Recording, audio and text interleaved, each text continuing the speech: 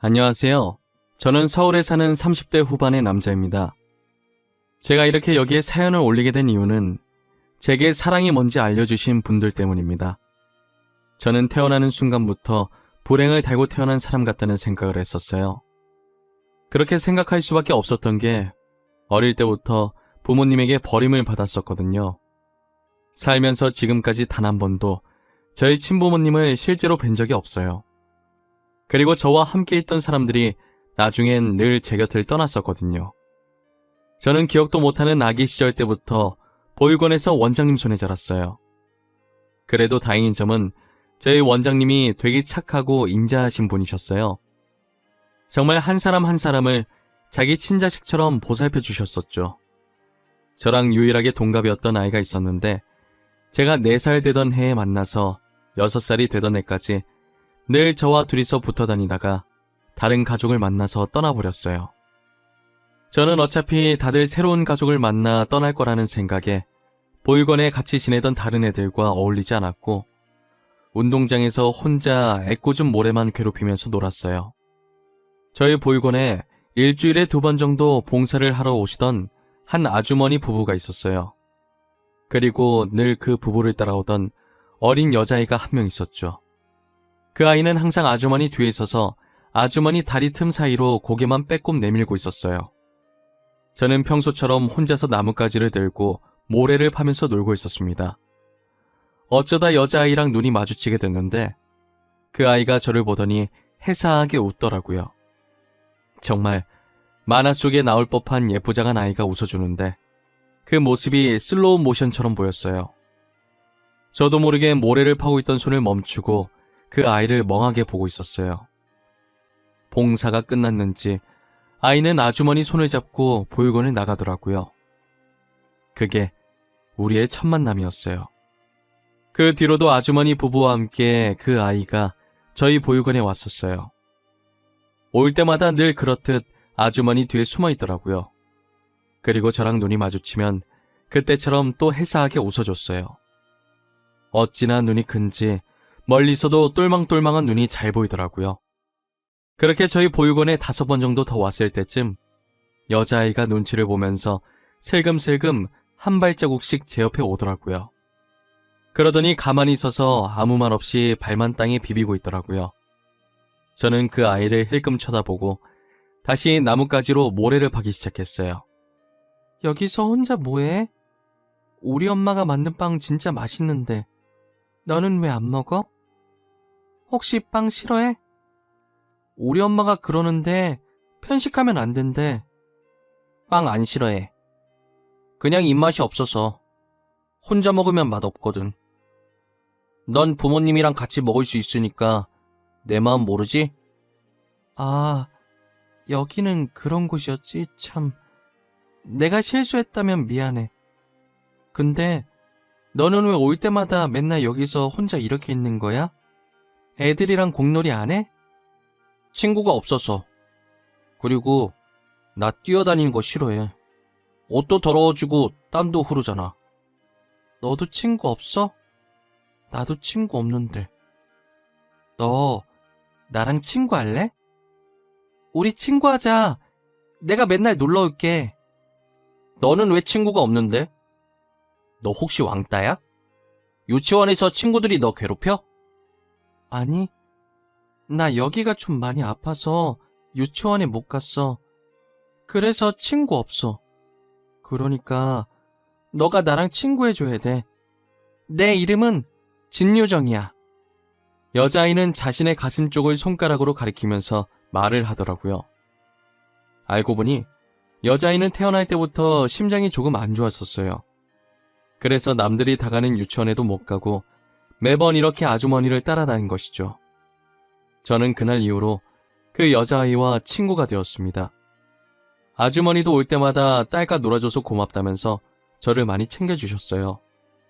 그 여자아이는 보육원에 오면 양손에 빵을 쥐고 바지주머니 양쪽엔 조그만 우유를 넣어서 해맑게 웃으면서 제게 달려와서 빵과 우유를 나눠주고 옆에서 같이 먹었어요. 그리곤 지금은 빵 맛이 어떠냐고 맛있냐고 물어봐 주었죠. 아마도 혼자 먹으면 맛없다는 제 말을 계속 신경 쓰고 있었나 봐요. 제가 맛있다고 이제 안 물어봐도 된다고 해도 꼭 한 번씩 저렇게 물어봐 줬어요. 그렇게 1년이 흘러서 그 아이와 저는 초등학교에 들어갈 나이가 되었고, 아주머니가 학교에 부탁을 해서 저와 그 아이는 같은 반이 되었습니다. 선생님들은 그 뒤로 따로 부탁을 하지 않았는데도 매년 저와 그 아이를 같은 반으로 붙여주셨어요. 덕분에 저희 둘은 초등학생 내내 떨어져 있었던 적이 없었어요. 그리고 중학생이 되던 해에 그 여자아이가 어디론가 사라진 거예요. 동네 사람들 말을 들어보면 심장이 갑자기 안 좋아져서 급하게 수술을 하러 서울에 있는 대학병원에 갔다고 하더라고요. 수술만 받고 다시 돌아올 줄 알았는데 아예 이사를 간 것 같았어요. 그래서 저는 그 뒤로 그 아이의 소식을 들을 수가 없었죠. 그 아이가 사라진 뒤로 저는 중학생 시절 내내 고아라는 이유로 늘 혼자였어요. 제가 고등학생이 되었을 때 사춘기가 왔고 반항심이라고 해야 할지 이상한 오기가 생겨서 그 아이를 찾아보려고 무작정 서울까지 올라갔어요. 일단 학교는 서울에서 다니기로 했지만 앞으로가 막막하더라고요. 무턱대고 온 것도 있고 애초에 제가 가진 게 하나도 없었거든요. 저는 먹고 자는 것을 해결하기 위해 학생이라는 걸 숨기고 알바를 했어요. 당일 지급해주는 알바를 하면서 찜질방 생활을 시작했었죠. 바쁘게 살다 보니 그 아이를 찾을 시간 없더라고요. 만약에 제가 돈이 있었더라도 그 아이에 대해 아는 거라곤 이름뿐이라 찾기가 힘들었죠. 얼굴이 어떻게 바뀌었는지도 몰라서 정말 눈앞이 깜깜했어요. 그래도 불행 중 다행인 게 그 아이의 이름이 특이해서 쉽게 찾을 수 있을 것 같다는 생각도 했어요. 학교를 다니기 시작하자 바뀐 분위기에 정말 적응이 안 되더라고요. 제가 말하긴 민망하지만 중학생 때까진 얼굴에 여드름이 덕지덕지 났었는데 고등학교 들어가면서 여드름도 들어가고 알바하면서 살도 빠져서 얼굴이 점점 잘생겨지더라고요. 잘생겨져서 그런지 그렇게 노력해도 안 생기던 친구들이 아무것도 안 해도 알아서 생기더라고요. 하지만 저는 이미 혼자 지내는 생활이 익숙해져서 오히려 좋다고 들러붙는 친구들이 불편했어요. 그리고 제가 평일 주말 가리지 않고 알바를 하다 보니 잠을 잘 시간이 적었었죠. 그러면 안 됐지만 피곤함에 학교 수업 시간에는 늘 잠만 자게 됐죠. 저는 평소처럼 베개 삼아 책을 쌓아놓고 자고 있었어요. 수업 종료 종이 울리자마자 교실 앞문이 열리더니 담임 선생님이 들어오셨어요. 그 뒤로 한 여학생이 담임 선생님을 뒤따라 들어오더라고요. 저희 반이 다른 반에 비해 여학생 수가 상당히 적었거든요. 그래서인지 담임 선생님이 여학생이 전화 왔다고 하자 남자애들이 난리가 났더라고요. 저는 여자든 남자든 관심이 없어서 아랑곳하지 않고 계속 자고 있었어요. 그랬더니 선생님이 제 이름을 부르면서 일어나라고 하셔서 인상을 찌푸리면서 일어났죠. 일어나서 앞을 봤는데 전학생이 저를 빤히 쳐다보더라고요. 그리고 그 전학생이 자기소개를 하는데 저는 놀랄 수밖에 없었어요. 제가 찾고 있던 그 아이랑 이름이 똑같더라고요. 안녕? 나는 진유정이고 땡땡여고 다니다가 여기로 전학 왔어. 아직은 많이 어색하겠지만 앞으로 사이좋게 지내보자. 잘 부탁해. 와, 이쁘다. 이름도 이쁘다. 친하게 지내자. 내 옆에 앉을래? 겁먹겠다. 질문은 천천히 하나씩만 이놈들아. 그리고 류정이는 남는 자리가... 정훈이 옆자리 비었네. 저기 가서 앉으면 되겠다. 빈자리가 제 옆자리밖에 없어서 그 아이는 제 옆에 앉았어요. 교탁에서 제 옆으로 올 때까지 그 아이의 얼굴을 빤히 쳐다봤어요. 아무리 봐도 옛날 얼굴이 전혀 보이지 않았어요. 그 아이는 제 시선이 민망했는지 가방을 책상 옆에 걸면서 민망하게 웃더라고요. 뭐야? 혹시 너 나한테 반했어? 아까부터 왜 계속 내 얼굴을 쳐다봐? 아님 내 얼굴에 뭐 묻었나? 너 혹시 나 알지 않아? 나 너 어디서 본 것 같은데? 아니야? 너 땡땡 초등학교 몰라? 한 번만 물어봐. 알아. 너 안다고. 너를 어떻게 잊어? 우리가 같이 보낸 세월이 얼만데. 나 너 얼굴 보자마자 알아봤어. 너 맞지? 내가 널 얼마나 찾아다녔는지 알아? 너 진짜 보고 싶었단 말이야. 지금도 너 찾으러 서울까지 왔어. 그동안 어디서 뭐 했어? 그땐 말없이 가서 미안해. 나도 갑자기 상태가 안 좋아져서 너한테 말하고 갈 정신이 아니었어. 우리 부모님도 맨날 너 얘기했어. 너한테 얘기하고 갈 걸 그랬다고. 그래도 이렇게 다시 만나서 다행이다 진짜. 어떻게 여기서 딱 만나지?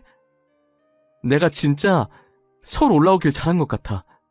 아주머니랑 아저씨는 잘 계시지? 저희는 수업 시작 종이 울려서 간단하게 안부 인사만 하고 수업을 들었어요.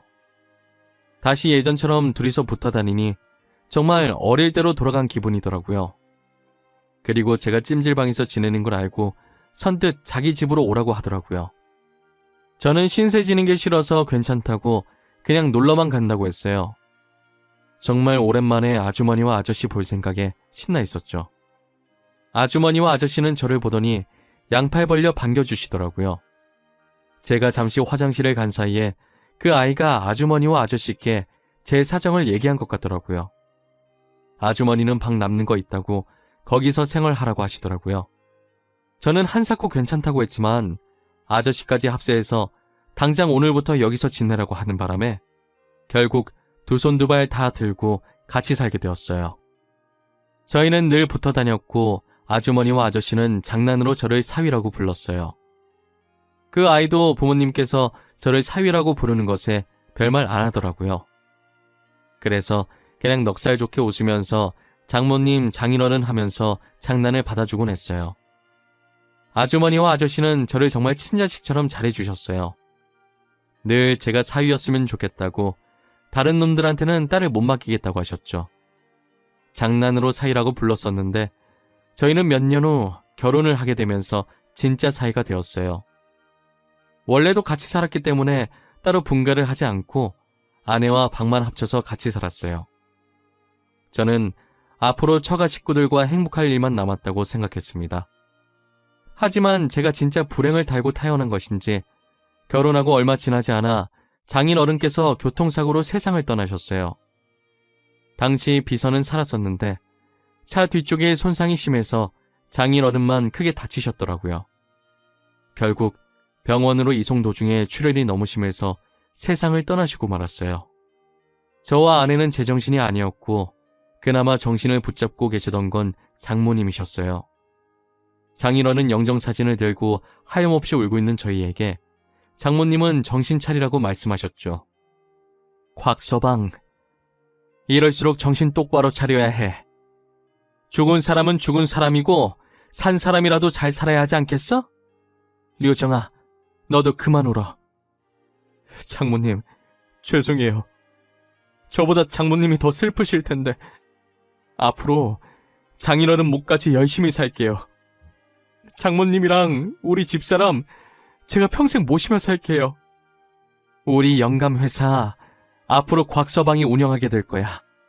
그러니까 마음 단단히 먹고 있어. 너가 무너지면 회사도 무너진다. 알겠지?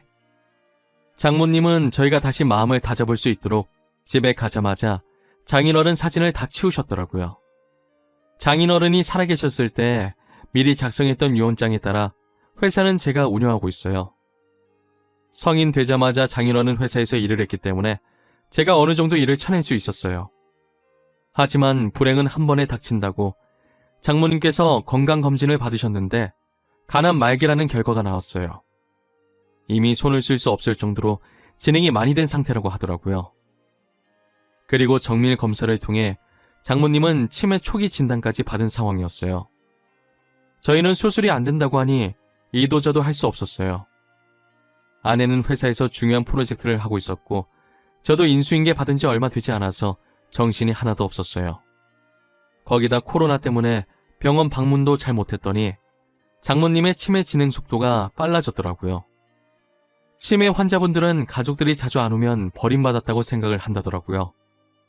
저는 아내 보고 걱정하지 말고 프로젝트 잘 끝내라고 하고 직접 장모님을 보살피기로 했어요. 급한 게 아니면 유선상으로 비서한테 업무를 전달해서 일 처리를 했어요. 그래도 다른 치매 환자들 보면 난폭해지시는 분들도 계셨는데 저희 장모님은 다른 분들에 비해 되게 온순하신 편이었어요. 장모님은 하루 종일 창밖을 보면서 장인어른만 찾으시더라고요. 저는 차마 이 세상에 없다고 말할 수가 없어서 매번 잠시 어디 갔다고만 했어요. 장모님의 하루 일과는 반은 장인어른 찾기, 반은 잠자는 것이었어요. 제가 장모님 간병한 지 4개월 정도 됐을 때 낮에 잠시 장모님 주무시길래 장모님 손을 잡고 있다가 저도 모르게 잠이 들었는데 누군가 머리 쓰다듬는 느낌이 들더라고요. 그래서 살짝 고개를 들어봤는데 언제 일어나셨는지 장모님이 제 머리를 쓰다듬고 계셨어요. 장모님께서는 정말 오랜만에 멀쩡한 정신으로 제게 말을 거시더라고요. 정훈아, 맨날 곽서방 우리 사이 하다가 이름 정말 오랜만에 불러보네. 나 때문에 고생이 많지? 너네 안 힘들게 하고 싶었는데 내가 치매에 걸려서 힘들게 했네. 미안해. 아니에요. 하나도 안 힘들어요. 장모님 병간호는 100번이고 더 할 수 있어요. 그러니까 너무 미안해하지 마세요. 아프고 싶어서 아픈 게 아니잖아요.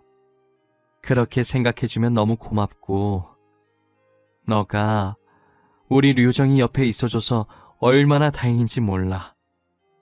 어릴 땐 툴툴거리면서도 류정이가 해달라는 거 다 해주고 커서는 어쩜 이렇게 다정한지. 저는 별로 한 것도 없는데요, 뭐. 장모님이랑 장인어른께서 잘해주시니까 저도 그걸 보고 배워서 흉내만 내고 있는 거죠. 저 아직 장모님이랑 장인어른 따라가려면 멀었어요. 우리 정훈이는 뭐든 잘할 거야. 일도 잘할 거고 우리 류정이한테도 잘할 거고. 나는 너 걱정은 안 해. 아직도 철딱선이 없는 우리 딸내미가 걱정이지. 류정이가 얼마나 어른스러운데요. 걱정 안 하셔도 돼요. 지금도 중요한 프로젝트 류정이가 맡고 있잖아요. 저는 정말 간만에 장모님과 이런저런 수다를 떨었어요. 그리고 저는 장모님을 보내드릴 시간이 얼마 남지 않았다는 걸 직감을 했죠. 아내 보고 퇴근하면 집에 가지 말고 병원 입구에서 대기하라고 문자 넣었어요. 아내도 제 문자를 보고 예상을 한 것인지 울면서 기다리고 있었더라고요.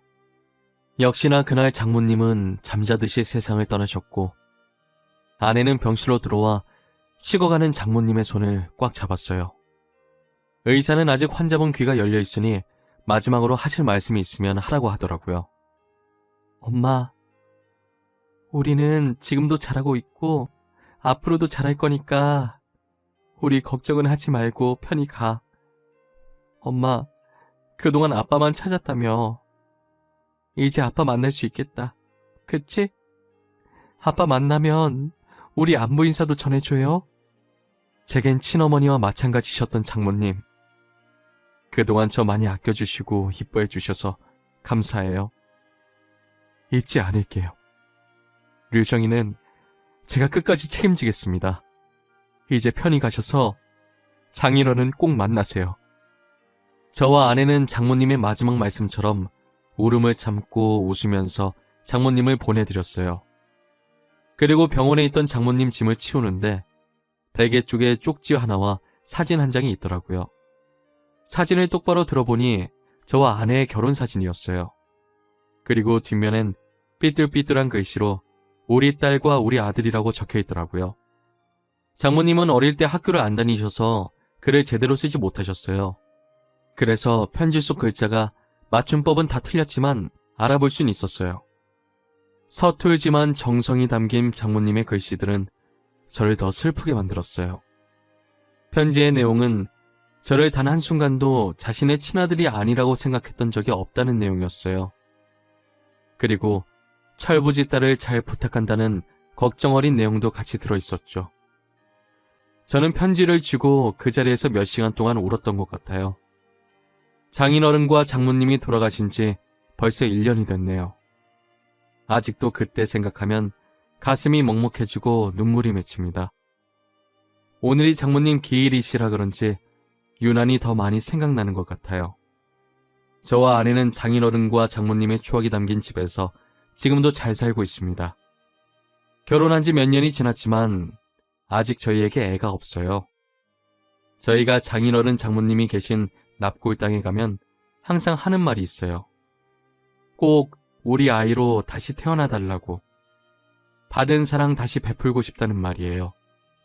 오늘도 납골당에 찾아가서 그 말을 하고 왔어요. 언젠간 장인어른과 장모님이 저희에게 다시 찾아올 그날만을 기다리고 있어요. 간절히 바라다 보면 언젠간 다시 저에게 와주시겠죠? 지금까지 저희 이야기를 들어주셔서 감사합니다. 여러분들도 건강관리 잘하시고 아프지 마세요.